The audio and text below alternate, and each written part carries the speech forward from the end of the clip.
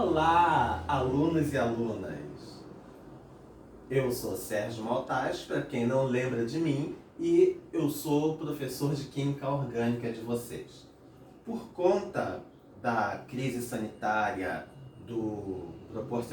causada pelo coronavírus, nós estivemos um pouquinho separados, mas agora eu estou de volta e vou recomeçar o nosso conteúdo fazendo uma revisão com vocês, tá, a respeito de tudo que a gente já tinha visto até o início da pandemia, e depois a gente vai dar continuidade e sequência à nossa aula.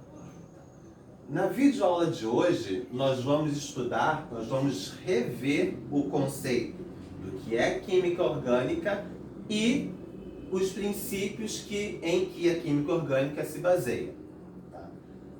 Como eu não vou ter vocês para falarem sim Sérgio e não Sérgio, a minha aluna especial vai ser a Lola. Tá? A Lola é quem vai falar sim Sérgio e não Sérgio. Entenderam? Sim, Sérgio! Muito bem, Lola! Bom, dito isso, feita a apresentação, vamos começar explicando o conceito de química orgânica. Química orgânica é a parte da química que estuda o carbono e os seus compostos, bem como as propriedades físicas, químicas e reacionais, tanto do átomo de carbono quanto dos seus compostos.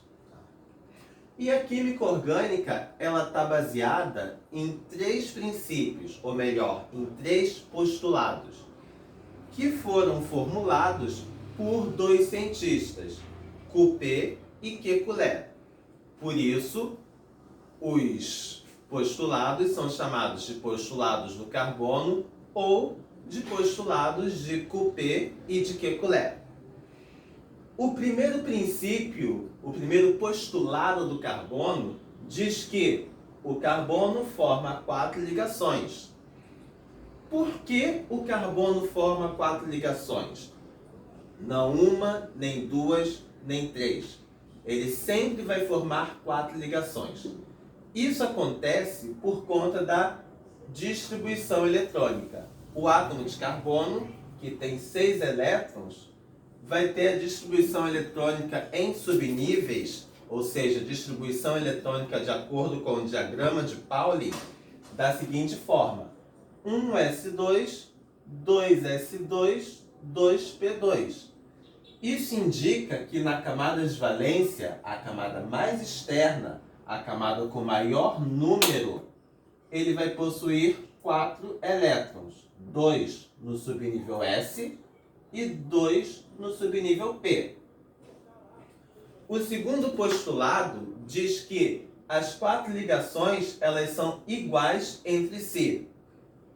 Antes de eu explicar por que as 4 ligações são iguais entre si, a gente precisa entender quais os tipos de ligação que são feitas pelo átomo de carbono. São 3 tipos de ligação. A ligação simples, que é representada por um traço, e é uma ligação forte, direta. Por isso a gente diz que a ligação simples é do tipo sigma. Existe a ligação dupla, que é representada por 2 traços, onde uma ligação é do tipo sigma e a outra ligação é do tipo pi. Mas aí vocês se perguntariam: mas Sérgio, você botou sigma embaixo e pi em cima. Eu não poderia trocar? Sim, você pode. Mas eu escrevi dessa maneira por convenção, tá? Convencionou-se que a ligação sigma, por ser a mais forte, ficaria embaixo e a pi em cima. E nós temos também a ligação tripla, que é representada por 3 traços, onde uma ligação é a sigma e as 2 outras são ligações do tipo pi. A ligação π é uma ligação mais fraca, porque diferente da sigma, que é uma interação frontal, a ligação π é do tipo, é uma interação lateral, tá? Exemplos. A ligação sigma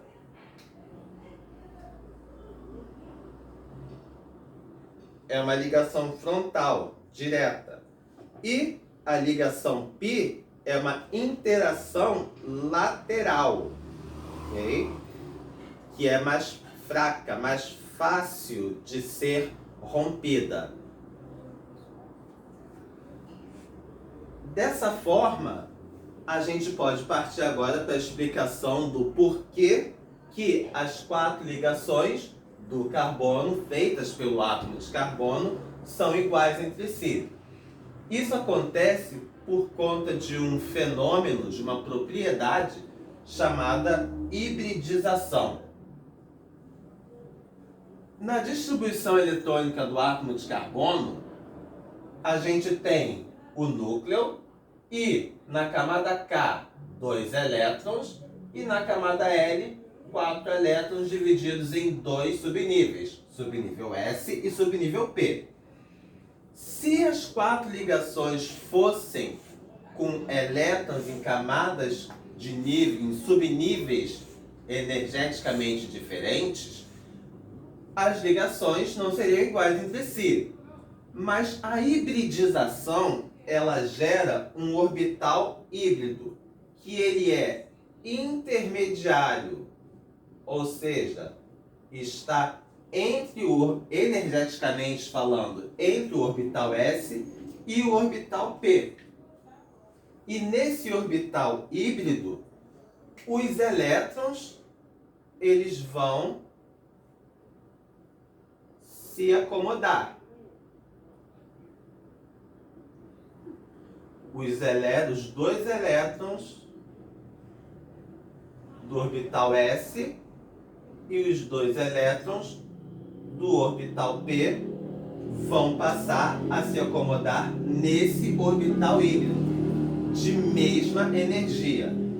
Então, é o fenômeno da hibridização associada à distribuição eletrônica em subníveis que faz com que as 4 ligações do átomo de carbono sejam iguais entre si. E para o átomo de carbono, a hibridização ela pode acontecer de 3 maneiras distintas. Um primeiro tipo de hibridização é a hibridização do tipo sp3. Na hibridização do tipo sp3, o átomo de carbono forma 4 ligações simples. E o ângulo entre essas 4 ligações, tomadas 2 a 2, é de 109 graus e 28 minutos, horário de Brasília. Piada péssima. Mas enfim, nem a Lola riu. E esse ângulo entre as ligações do átomo de carbono hibridizado sp3 vai nos remeter, vai gerar uma geometria molecular do tipo tetraédrica. Um outro tipo de hibridização é a hibridização do tipo sp2. Na hibridização do tipo sp2, o átomo de carbono vai formar uma ligação dupla e 2 ligações simples.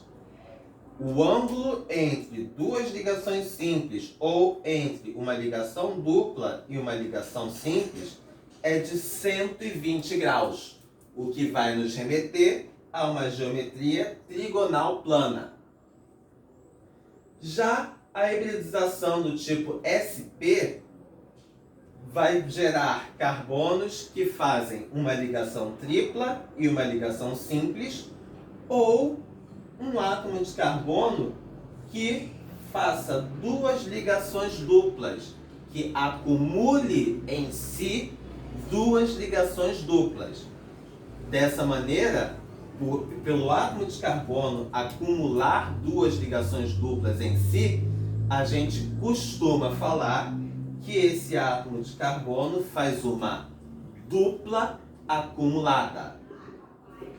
E o ângulo de ligação entre a ligação tripla e a ligação simples e entre as ligações duplas acumuladas no átomo de carbono hibridizado sp é de 180 graus, o que nos remete, o que nos leva à formulação de uma geometria linear.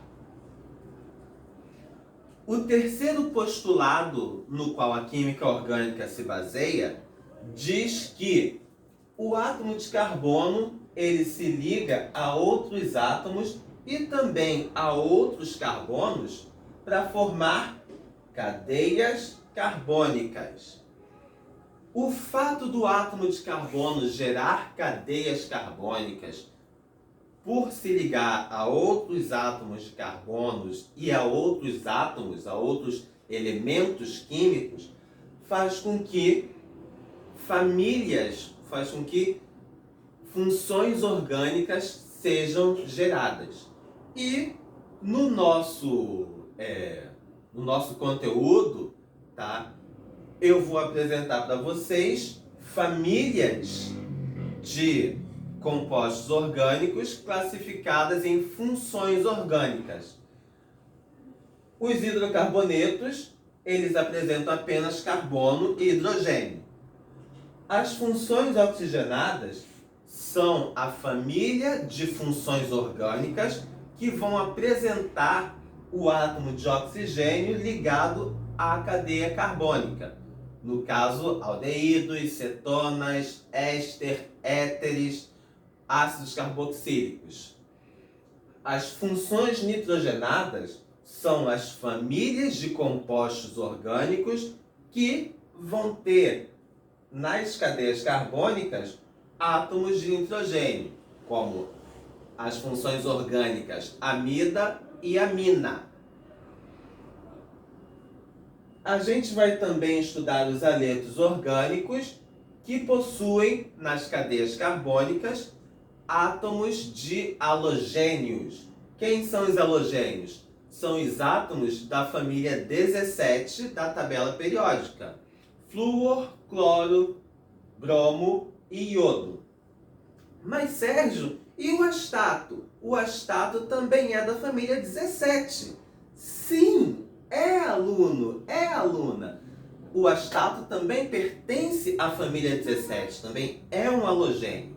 Mas por se tratar de um elemento extremamente raro, os compostos orgânicos, os aletos orgânicos de astato são difíceis de serem encontrados. Daí, a frequência maior dos aletos com os outros elementos, com os outros compostos da família 17, por serem mais abundantes, por serem mais estáveis, são mais frequentemente estudados, tá? Então, quando a gente se refere aos aletos orgânicos, via de regra, os com maior quantidade, com maior frequência, são os aletos que contêm flúor, cloro, bromo e iodo. Também vamos estudar os compostos organometálicos, que possuem uma cadeia carbônica, que eu represento por R, ligado ao magnésio, tá? E ligado a um elemento X, que não é o elemento X das meninas superpoderosas. X é como se convenciona falar dos halogênios. Então, X é um aleto, X é um halogênio. Novamente, flúor, cloro, bromo e iodo. Ok? Bom, por hoje é isso. Muito obrigado pela audiência e pela paciência de vocês. E o tema da nossa próxima teleaula, o tema do nosso próximo Casos de Família Químico, vai ser cadeias carbônicas. Tá? Se cuidem e até a próxima. Dá tchau, Lola! Dá tchau, Lola. Tchau, alunos! Tchau, tchau.